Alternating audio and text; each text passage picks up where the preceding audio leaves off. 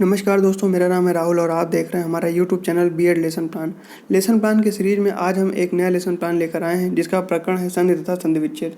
यह व्याकरण से संबंधित है और यह कक्षा 6 के लिए बनाया गया है, लेकिन चूंकि यह व्याकरण का लेसन प्लान है इसलिए आप इसे कक्षा 7 और कक्षा 8 में भी पढ़ा सकते हैं। तो चलिए शुरू करते हैं। जैसा कि आप जानते हैं कि लेसन प्लान के फॉर्मेट में सबसे ऊपर हम पाठ योजना संख्या लिखते हैं, उसके बाद संस्था या विद्यालय का नाम और उसके बाद हम ब्लॉक्स बनाते हैं जिसमें दिनांक, कक्षा, विषय, उपविषय, कालांश और अवधि जैसी सूचनाएं लिखते हैं।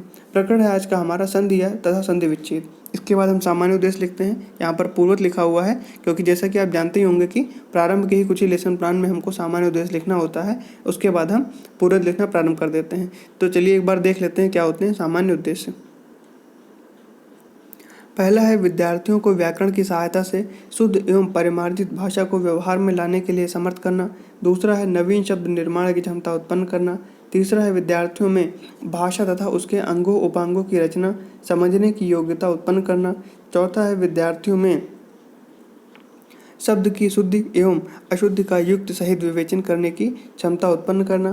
पांचवा है विद्यार्थियों को भाषा तत्वों जैसे कि समास, संधि, उपसर्ग, प्रत्यय के ज्ञान में वृद्धि करना। छठा है विद्यार्थियों के शब्द भंडार में अभिवृद्धि करना। अब बात करते हैं विशिष्ट उद्देश्यों की। तो विशिष्ट उद्देश्य में पहला है ज्ञानात्मक, छात्रों को संधि के विषय में ज्ञान प्राप्त हो सकेगा। दूसरा है बोधात्मक, छात्रों को संधि तथा उसके प्रकारों के विषय में बोध हो सकेगा। तीसरा है कौशलात्मक, छात्रों को संधि तथा उसके प्रकारों को पहचानने की कुशलता विकसित हो सकेगी। चौथा है अनुप्रयोगात्मक, छात्र संधि के विषय में ज्ञान प्राप्त कर भविष्य में उपयोग कर सकेंगे। सहायक सामग्री में रोलर बोर्ड पर अंकित संधि व उसके प्रकार, शिक्षण विधि में प्रश्नोत्तर, व्याख्या व प्रदर्शन विधि का प्रयोग करेंगे। पूर्व ज्ञान में लिखेंगे कि छात्र स्वर व व्यंजन को जानते हैं तथा संधि से परिचित हैं। प्रस्तावना में हम 2 कॉलम बनाएंगे, प्रश्न और उत्तर। पहला है कुछ व्यंजन बताइए, तो उत्तर में लिखेंगे का, खा, गा, घा, अंगा, चा, छा, जा, झा, इया आदि। आप अगला प्रश्न लिखेंगे कि का उच्चारण करने पर क्या क्या आता है, तो उत्तर में लिखेंगे आधा का और धन में आ। फिर तीसरा है कि आधा का और धन आ क्या है, तो उत्तर में लिखेंगे कि संधि है। चौथा प्रश्न करेंगे कि संधि से आप क्या समझते हैं, तो ये हो जाएगा हमारा समस्यात्मक प्रश्न।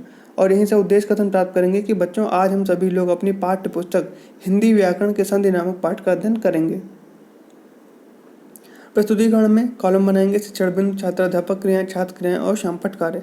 शिक्षण बिंदु में लिखेंगे संधि। प्रश्न करेंगे संधि किसे कहते हैं, तो स्पष्टीकरण में लिखेंगे कि 2 वर्णों स्वर तथा व्यंजन के मेल से होने वाले विकार को संधि कहते हैं।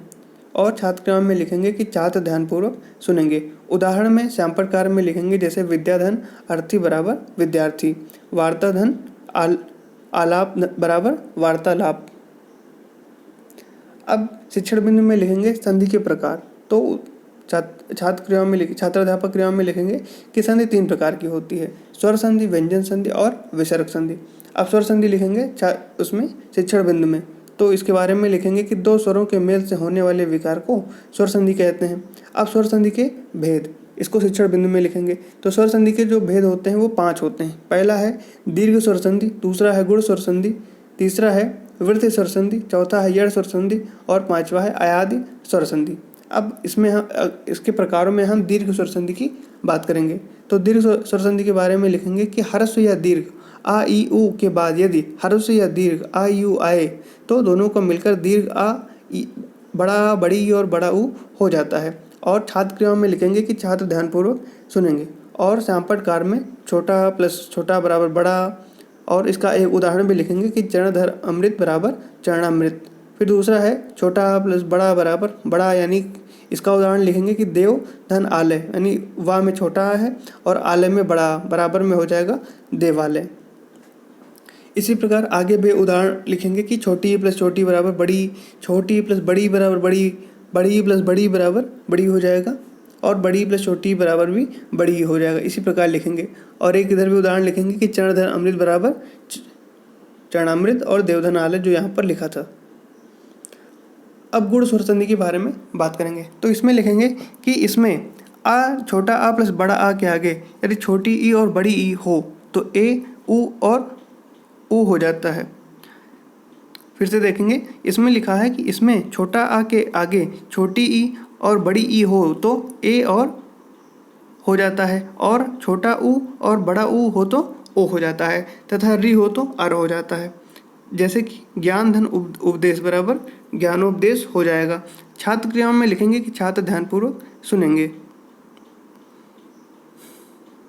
शामपटकार में भी इसके बारे में लिखेंगे, छोटा आ प्लस बड़ी छोटी ई बराबर ए हो जाएगा।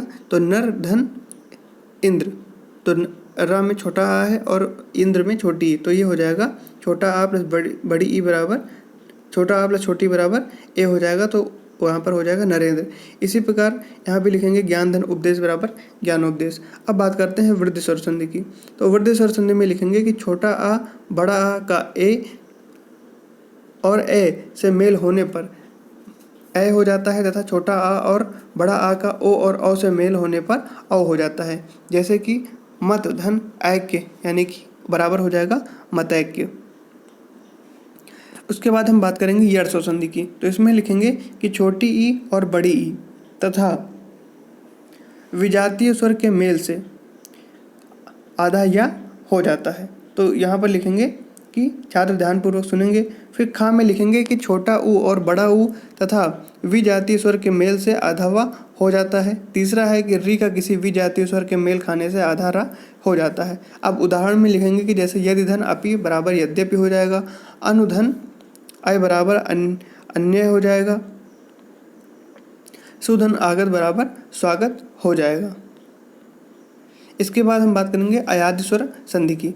तो इसमें लिखेंगे कि ए और ओ और औ से परे यदि किसी भी स्वर होने पर क्रमशः अय आय औ और आओ हो जाता है। जैसे कि ने धन अन बराबर नैन हो जाएगा, पो धन अन बराबर पवन हो जाएगा। और इसके जो नियम है ये श्यामपटकार में लिख देंगे। जैसे कि ए धन आ बराबर आय हो जाएगा, अय धन आ बराबर आय हो जाएगा। इसी प्रकार से लिखेंगे। व्यंजन संधि में लिखेंगे कि व्यंजन का व्यंजन से अथवा किसी स्वर से मेल होने पर जो परिवर्तन होता है उसे व्यंजन संधि कहते हैं। छात्र क्रियाओं में लिखेंगे कि छात्र ध्यानपूर्वक सुनेंगे। अब यहाँ पर जैसे लिखेंगे षट धन आनंद बराबर षटानन। फिर है सतधन भावना बराबर सद्भावना, उतधन चारण बराबर उच्चारण, उतधन हार बराबर उद्धार, समधन योग बराबर संयोग, समधन भान बराबर सम्मान। विसर्ग संधि में लिखेंगे कि विसर्ग के स्थान पर स्वर या व्यंजन मेल से जो विकार उत्पन्न होता है उसे विसर्ग संधि कहते हैं। श्यामपटकार में लिखेंगे जैसे मनाधन विकार बराबर मनोविकार, त्रिधन फल निधन फल बराबर निष्फल, निधन धन बराबर निर्धन हो जाएगा, नमः धन ते बराबर नमस्ते हो जाएगा। इसी प्रकार से लिखेंगे। बोध प्रश्न में हम 2 कॉलम बनाएंगे, प्रश्न और उत्तर के।